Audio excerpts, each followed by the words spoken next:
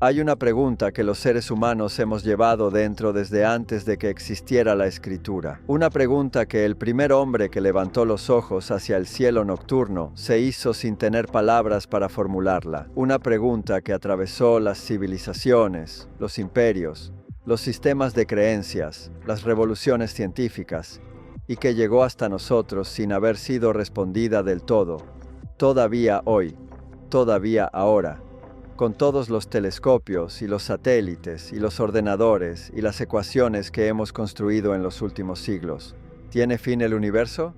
No en el sentido de si va a terminar algún día, aunque esa también es una pregunta extraordinaria que merece su propio espacio, sino en el sentido más radical y más perturbador que pueden tener esas 4 palabras. ¿Tiene el universo un tamaño? ¿Tiene una extensión que en principio puede medirse? ¿Hay un lugar donde el espacio simplemente termina? Y si lo hay, ¿qué hay más allá? Quiero que nos quedemos un momento con esa pregunta antes de intentar responderla. Quiero que la dejes entrar de verdad, sin la distancia protectora que a veces ponemos entre nosotros y las preguntas demasiado grandes. Cierra los ojos si puedes, respira, e intenta imaginarlo. Imagina que empiezas a viajar.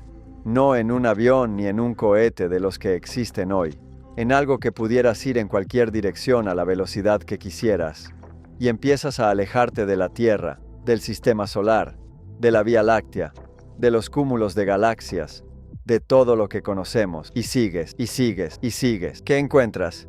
Si el universo es infinito, la respuesta es que nunca llegas a ningún lugar especial, que siempre hay más espacio delante de ti, que la pregunta de cuánto falta para llegar al final no tiene respuesta porque el final no existe, que eres un punto en una extensión que no tiene límite en ninguna dirección. Pero si el universo es finito, la respuesta es diferente. Y aquí es donde el pensamiento empieza a resbalar de una manera que a mí me parece una de las experiencias intelectuales más extraordinarias que existen. Porque si el universo es finito, en algún punto llegas a algo que no sabemos describir bien con el lenguaje que tenemos, porque nunca hemos necesitado describirlo, a un lugar donde el espacio termina. Y la pregunta que inevitablemente surge, ¿qué hay más allá de ese final?, podría no tener respuesta no porque no sepamos la respuesta, sino porque la pregunta en sí misma podría no tener sentido. Porque más allá de donde termina el espacio no hay un más allá, no hay oscuridad ni vacío ni nada, hay la ausencia del dónde, la ausencia del lugar donde pueda existir cualquier cosa. ¿Qué hay más allá del universo? Si el universo es finito, tiene la misma estructura que la pregunta ¿qué hay al norte del Polo Norte? No es que no sepamos la respuesta, es que la dirección en que apunta la pregunta deja de existir en el punto exacto en que llegamos al polo. El norte no continúa más allá del Polo Norte, y el espacio podría no continuar más allá del borde del universo. Pero eso es un spoiler de hacia dónde va este recorrido. Déjame empezar por el principio, por cómo llegamos a esta pregunta. ¿Por qué durante tanto tiempo la respuesta pareció obvia? ¿Y por qué ahora ya no lo parece tanto? Durante la mayor parte de la historia humana, lo intuitivo fue pensar en un universo con límites. Los griegos imaginaron una esfera celeste, una cúpula perfecta, donde las estrellas estaban incrustadas como clavos de luz en una superficie sólida. No era ignorancia, era la cosmología más coherente que podían construir con los instrumentos conceptuales que tenían. El cosmos como un objeto grande, extraordinariamente grande, pero un objeto al fin, con forma, con bordes, con un interior y un exterior. La cosmología medieval heredó esa imagen y la elaboró con capas de significado teológico. La Tierra en el centro, rodeada de esferas concéntricas que giraban, cada una portando sus planetas, sus estrellas fijas, hasta llegar al límite exterior donde comenzaba lo que las tradiciones religiosas llamaban el Empíreo o el cielo de los cielos, el lugar donde terminaba el mundo físico y comenzaba algo de naturaleza diferente. La infinitud era impensable, no solo física sino filosóficamente incómoda. Un espacio que se extiende sin fin en todas direcciones, sin centro, sin borde, sin afuera. Eso era demasiado para una mente construida en torno a límites y jerarquías y formas reconocibles. Luego llegó la revolución científica y empezó a cambiar algo fundamental. Copérnico quitó a la Tierra del centro. Galileo apuntó un telescopio al cielo y vio que las cosas de arriba no eran tan perfectas ni tan eternas como se creía. Kepler mostró que los planetas se mueven en elipses y no en círculos perfectos. y Newton construyó algo que nadie había construido antes, un sistema matemático que describía el movimiento de los cuerpos en el espacio con una precisión que parecía sobrenatural. Y Newton, al aplicar su mecánica al problema del universo en su conjunto, llegó a una intuición que lo empujó hacia la infinitud. Razonó así: si el universo fuera finito, si hubiera una cantidad limitada de materia en un espacio limitado, la gravedad lo haría colapsar. Toda la materia se atraería mutuamente hacia el centro y el universo se plegaría sobre sí mismo como una masa que cae hacia su propio centro de gravedad. Para que el universo sea estático y estable, razonó Newton, el espacio tiene que ser infinito y la materia tiene que estar distribuida de manera más o menos uniforme en todas las direcciones. Así, cada pedazo de materia es atraído por igual desde todos los lados y el conjunto permanece en equilibrio. La lógica tiene su elegancia, pero el equilibrio que propone es frágil. El propio Newton lo sabía. Una perturbación mínima en cualquier punto de ese equilibrio perfecto lo rompería. Y en un universo real, con todas sus irregularidades y asimetrías, ese equilibrio es una idealización que la naturaleza nunca mantiene limpiamente. Pero el impulso hacia la infinitud quedó plantado. El siguiente salto llega con alguien que transformó la cosmología de maneras que todavía no hemos terminado de asimilar del todo. Einstein, con su teoría de la relatividad general, publicada en 1915, cambió algo que ninguna revisión anterior de la física había tocado. Cambió la naturaleza del espacio mismo. Antes de Einstein, el espacio era el escenario, el contenedor, el lugar donde las cosas ocurrían. Podías imaginar el universo vacío de toda materia y el espacio seguiría estando ahí, neutro, rígido, infinito, esperando que algo entrara en él para que la historia comenzara. Después de Einstein, el espacio es actor. El espacio se curva en presencia de materia y energía. La curvatura del espacio es lo que llamamos gravedad.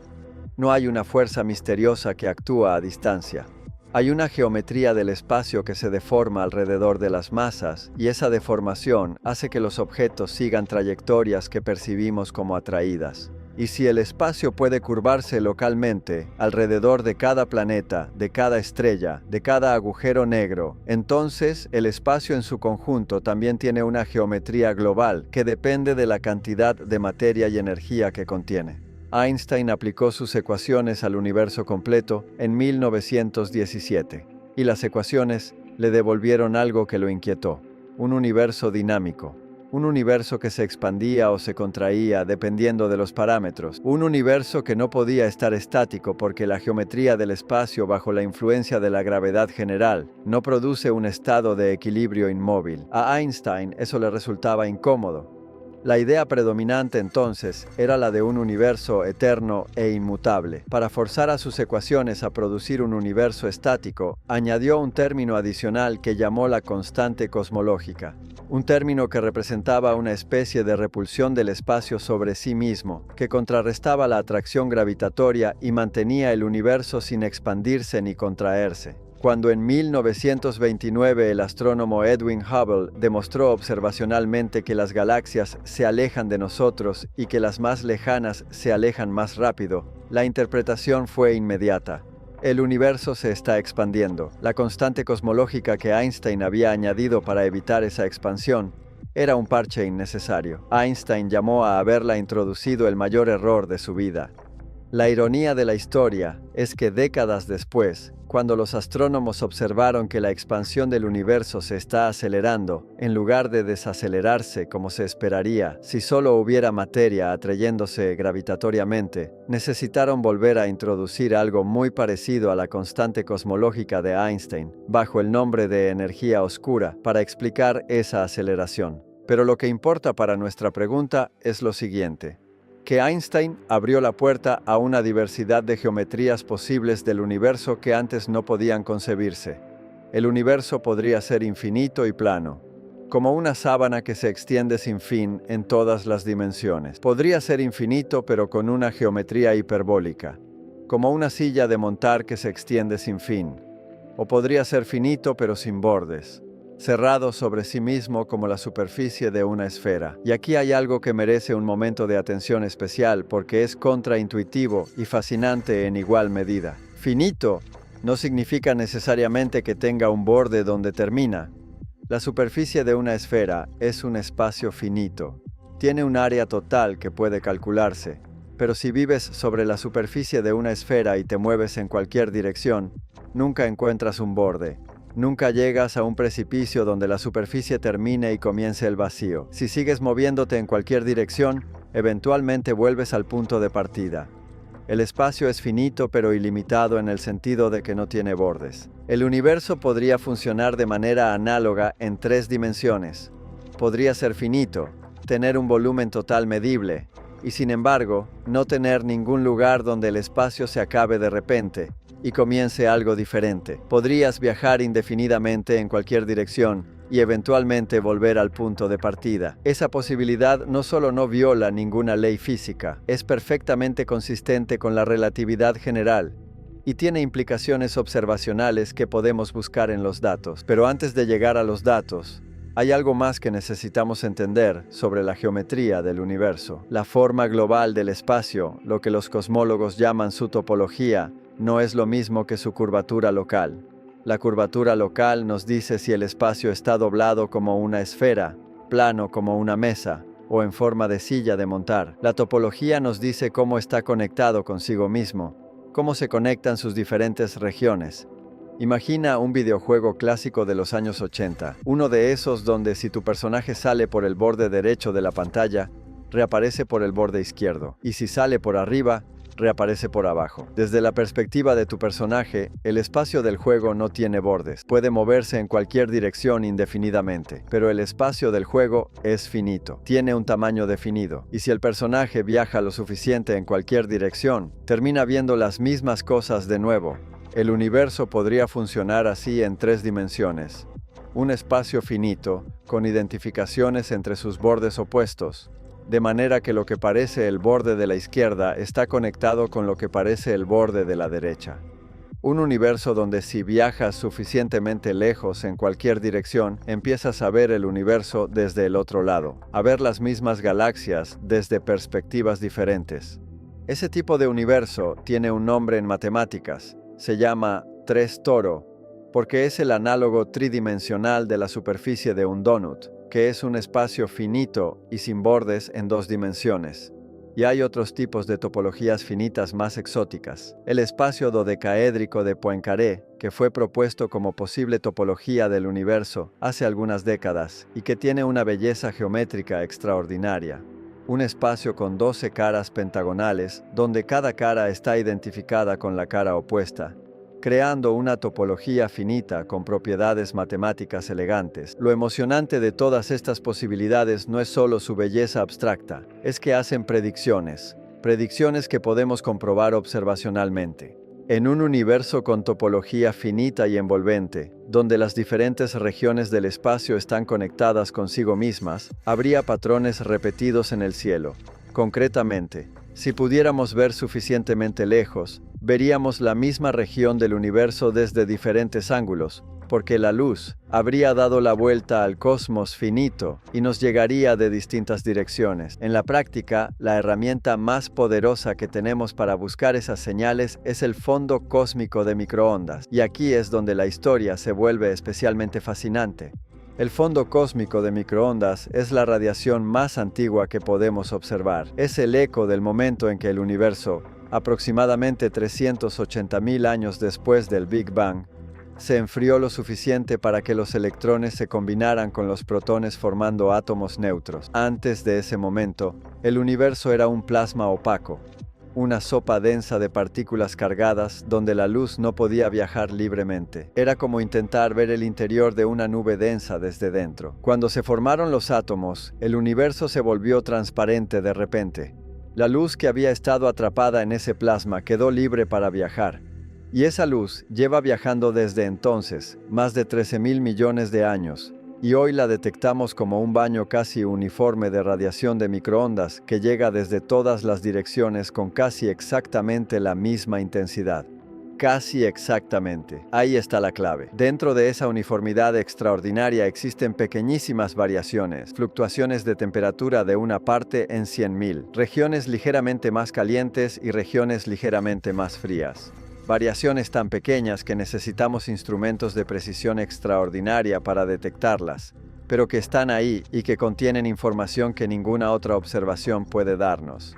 Esas variaciones son las semillas de todo lo que existe, las pequeñas irregularidades en la distribución de materia del universo primitivo que con el tiempo, bajo la influencia de la gravedad, se amplificaron y se convirtieron en las galaxias, los cúmulos de galaxias, la red cósmica que hoy vemos cuando cartografiamos el universo a gran escala. Misiones espaciales como COBE, BOREAU y Planck han mapeado estas variaciones con una precisión extraordinaria.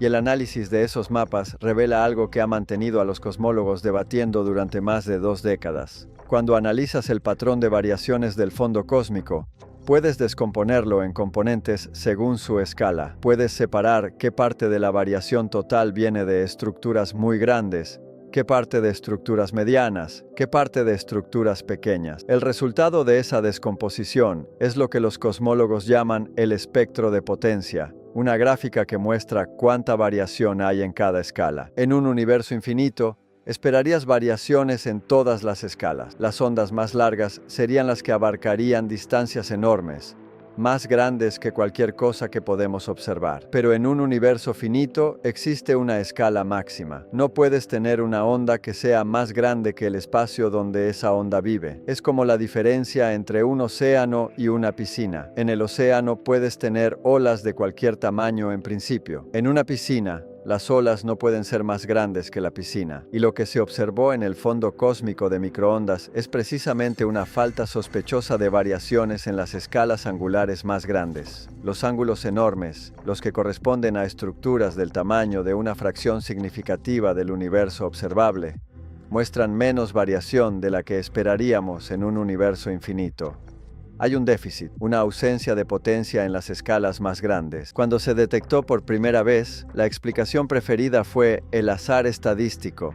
Vivimos en una región particular del universo y quizás simplemente no es una región típica. Quizás si pudiéramos observar muchos universos con las mismas propiedades físicas, verías que en algunos de ellos el déficit de grandes escalas aparece por pura fluctuación estadística. Pero la persistencia de esa anomalía a través de 3 generaciones de instrumentos cada vez más precisos ha hecho que esa explicación sea cada vez más incómoda. Los datos han mejorado enormemente. Las posibles fuentes de error sistemático han sido estudiadas y descartadas, y el déficit sigue estando ahí. Y no es la única anomalía. Hay una asimetría hemisférica, una mitad del cielo, en cierta definición de mitad que tiene que ver con una dirección específica en el espacio, parece tener fluctuaciones ligeramente más fuertes que la otra mitad. Un universo perfecto e isotrópico no debería tener una mitad especial.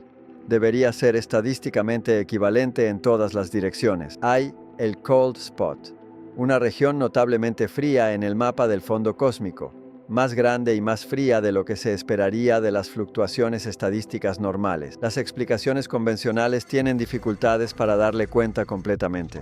Y hay algo que se llama el eje del mal, un nombre dramático para un fenómeno que los cosmólogos encontraron con cierta incomodidad. Las variaciones de mayor escala en el fondo cósmico, lo que técnicamente se llama el cuadrúpolo y el octopolo, no están orientadas al azar. Están alineadas entre sí y de una manera que parece sospechosamente relacionada con el plano de nuestro sistema solar y con la dirección en que nos movemos respecto al fondo cósmico. En un universo perfectamente homogéneo e isotrópico, esas alineaciones deberían ser aleatorias. El hecho de que no lo sean, el hecho de que los patrones de mayor escala del universo observable parezcan tener una relación con la dirección local de nuestro sistema solar, es exactamente el tipo de señal que uno esperaría si el universo tuviera una topología finita especial. Porque en un universo con topología finita, la dirección en que se envuelve el espacio imprimiría patrones que en las escalas más grandes se manifestarían como correlaciones con esa dirección. Cada una de estas anomalías, tomada por separado, podría ser explicada. Podría ser azar. Podría ser un efecto sistemático que todavía no hemos identificado completamente. Podría ser algún fenómeno físico local que contamina las mediciones a gran escala. Pero el hecho de que varias anomalías diferentes apunten todas en una dirección similar, que todas sean más consistentes con un universo finito que con uno infinito, convierte a esa posibilidad en algo que no puede ignorarse. La naturaleza rara vez te da múltiples incomodidades que apuntan en la misma dirección por puro accidente. Ahora bien, las anomalías del fondo cósmico no son la única razón por la que la comunidad científica toma en serio la posibilidad de un universo finito. Hay algo más que ha entrado en la conversación en los últimos años y que conecta la cosmología a gran escala con la física de lo más pequeño: la tensión de Hubble. Cuando los cosmólogos miden la velocidad a la que el universo se está expandiendo, hay dos maneras principales de hacerlo. Una es mirar el fondo cósmico de microondas y usar las propiedades de ese mapa para inferir los parámetros del universo, incluyendo la tasa de expansión actual.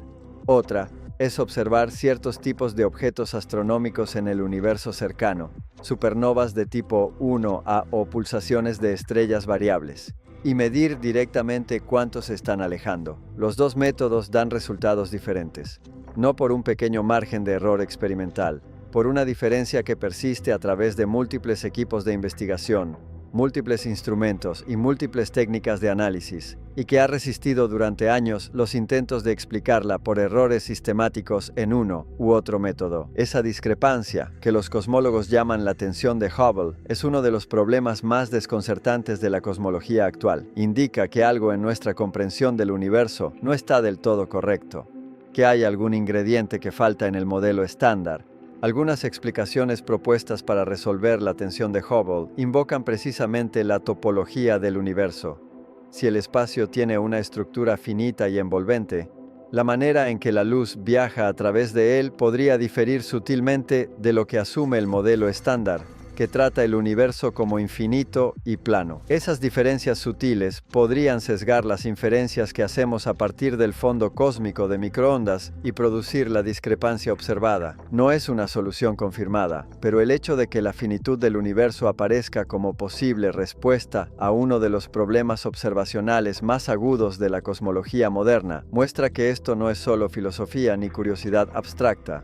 Es física conectada a datos. Y hay una tercera línea de pensamiento que también converge hacia la pregunta de la finitud del universo desde una dirección completamente diferente.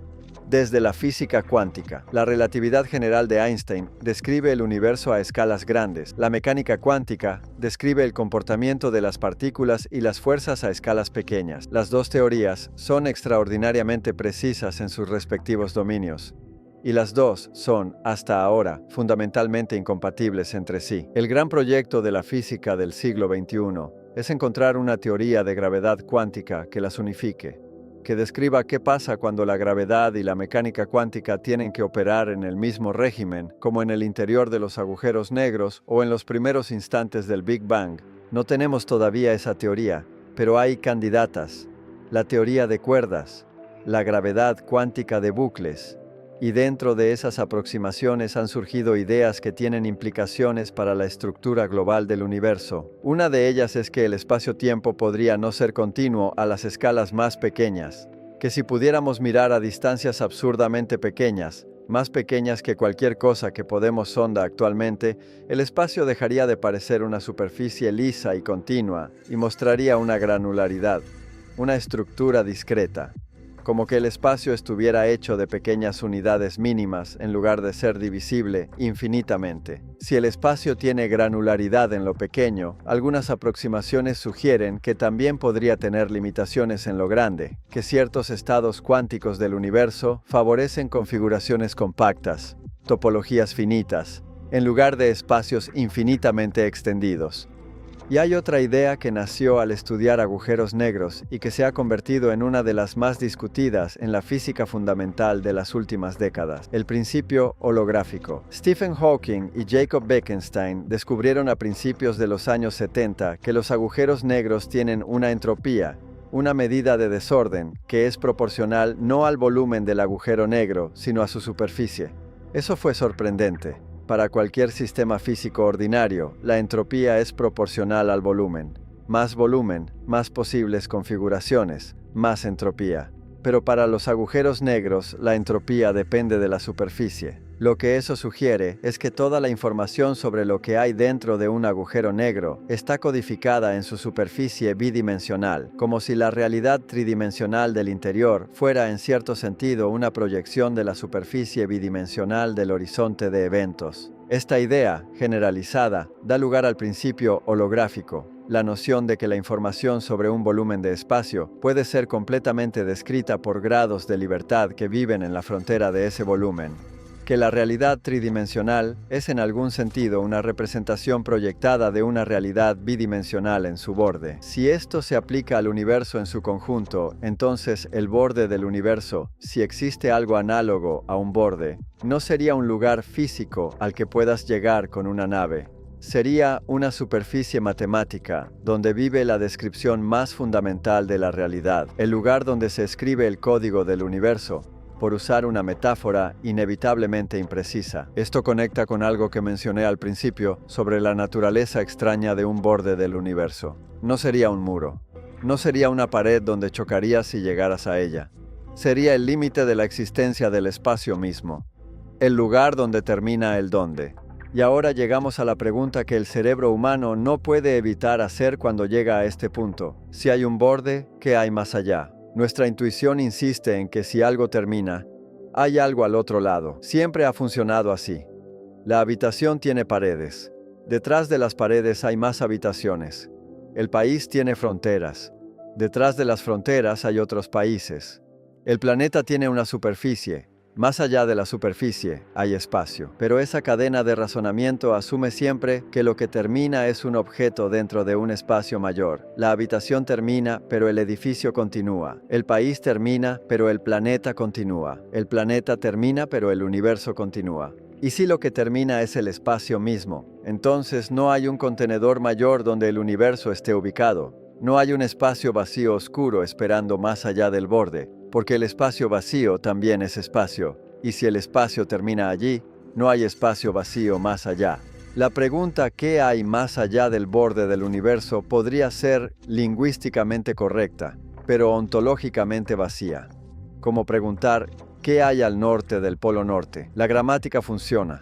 La semántica falla porque apunta en una dirección que no existe. Esta es una de las ideas más difíciles de absorber que me conozco. No porque sea técnicamente complicada, sino porque va en contra de algo muy profundo en la manera en que nuestro cerebro modela el mundo.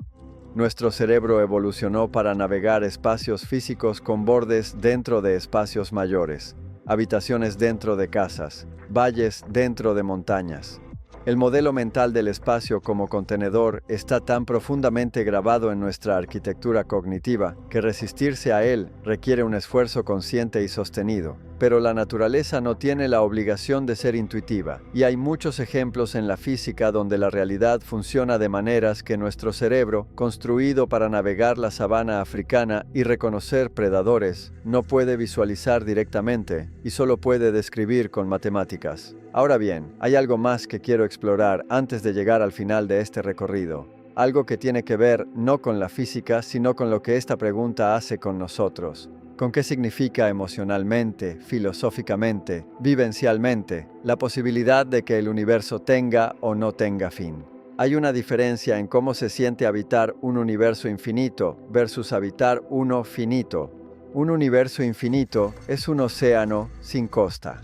No hay orientación total posible, no hay un mapa que pueda capturar la totalidad, no hay un punto de vista desde el que la realidad pueda ser vista en su conjunto. Eres un punto en una extensión sin fin, y esa extensión no tiene una fuera desde el que pudiera ser contemplada. Es todo, pero un todo sin forma y sin límite. Un universo finito, aunque sea inmensamente grande, tiene forma. Tiene una totalidad describible. Es completo en el sentido de que tiene un tamaño, una geometría, una topología. Y completo significa que en principio, aunque nunca en la práctica, podría ser conocido en su totalidad. Hay algo diferente en cómo se siente eso. Hay algo en la idea de que la realidad tiene contorno que es diferente de la idea de que la realidad es infinita. No mejor ni peor necesariamente.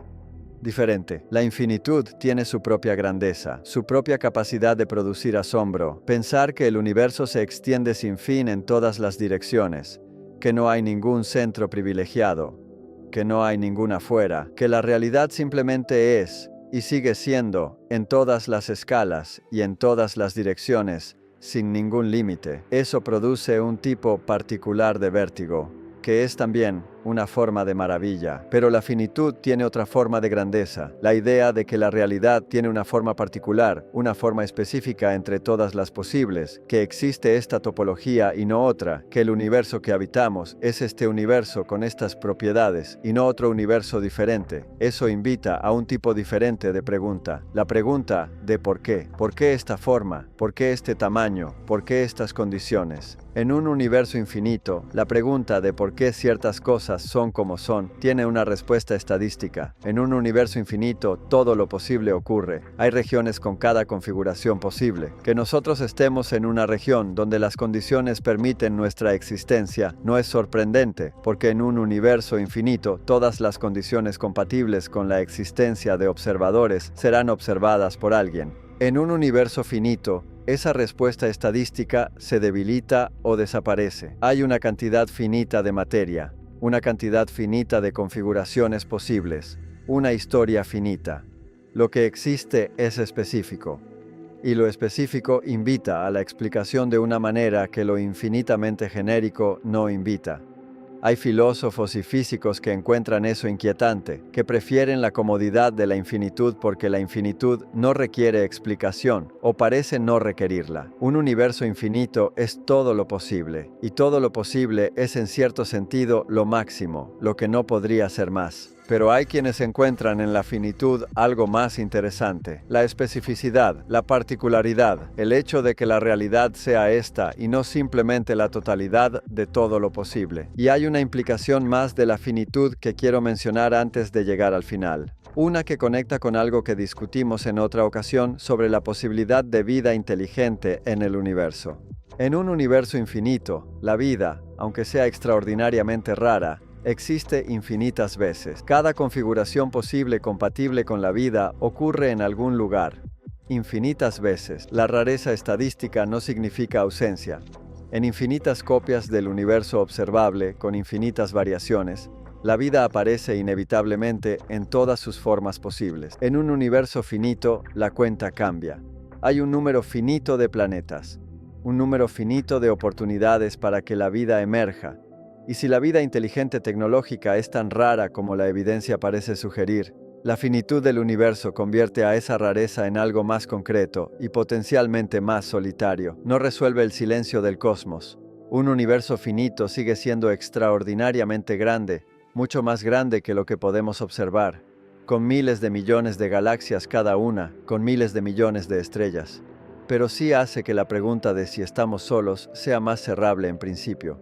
Que haya, al menos conceptualmente, un número finito de planetas que responder.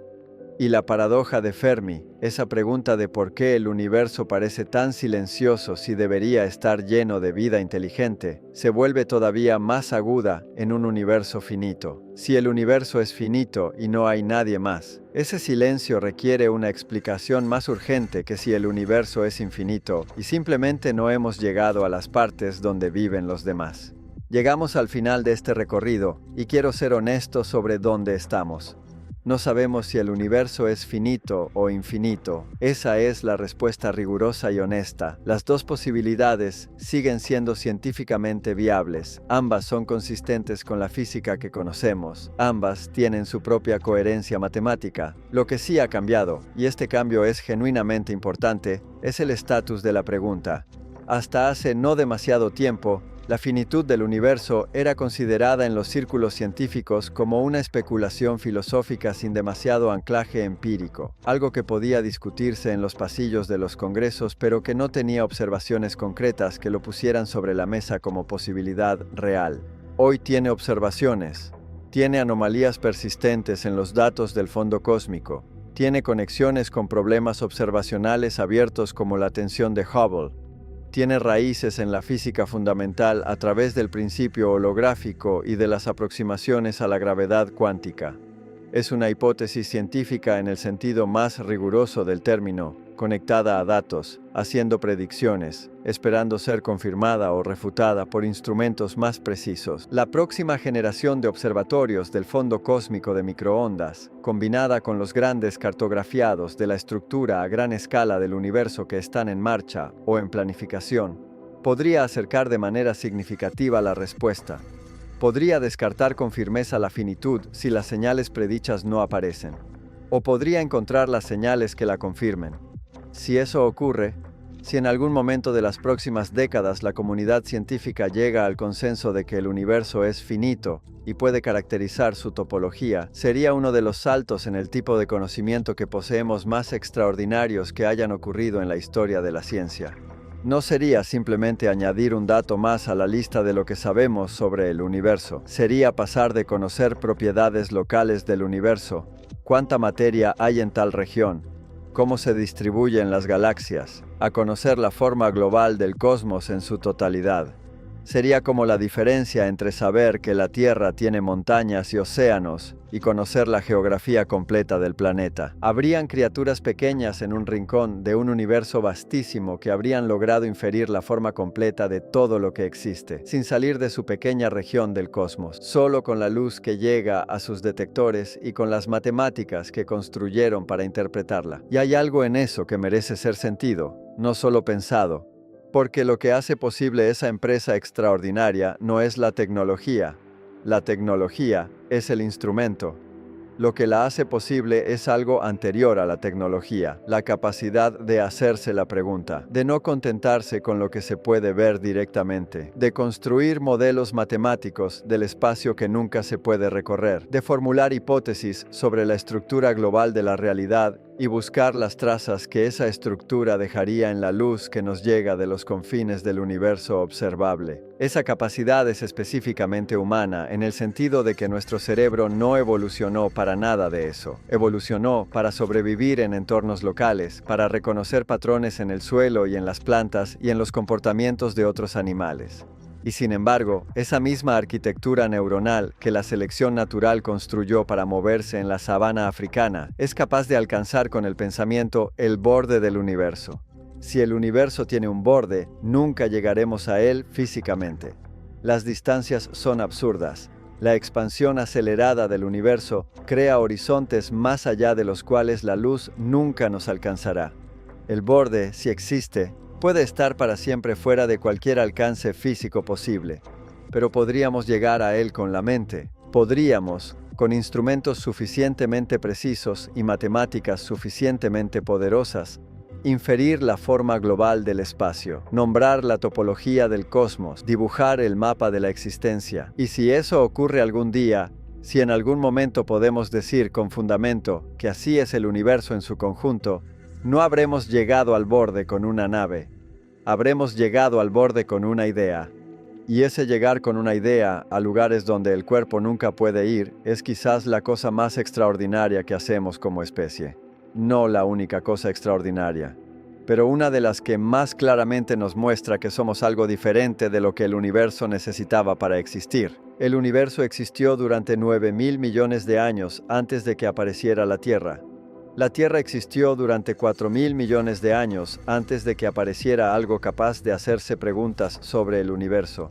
Y ahora, en un instante geológicamente infinitesimal, una especie en un planeta pequeño, en una galaxia mediana, en un rincón del cosmos, está intentando medir la forma de todo lo que existe. No sé si el universo tiene un borde, nadie lo sabe todavía con certeza, pero sé que la pregunta de si tiene borde es una de las preguntas más grandes que podemos hacernos, y que el solo hecho de poder hacerla, de poder formularla con precisión matemática y buscar sus respuestas en los datos, es ya en sí mismo algo que merece ser contemplado con la misma asombro con que contemplamos las estrellas. El borde más importante, al final, puede que no sea el del universo, puede que sea el borde de lo que una mente puede conocer. Y ese borde, a diferencia del cosmos, es uno que llevamos dentro. Y cada vez que empujamos ese borde un poco más lejos, cada vez que la comprensión alcanza algo que antes era inalcanzable, el universo, sea infinito o finito, se vuelve un poco más nuestro. No porque lo poseamos, sino porque lo comprendemos.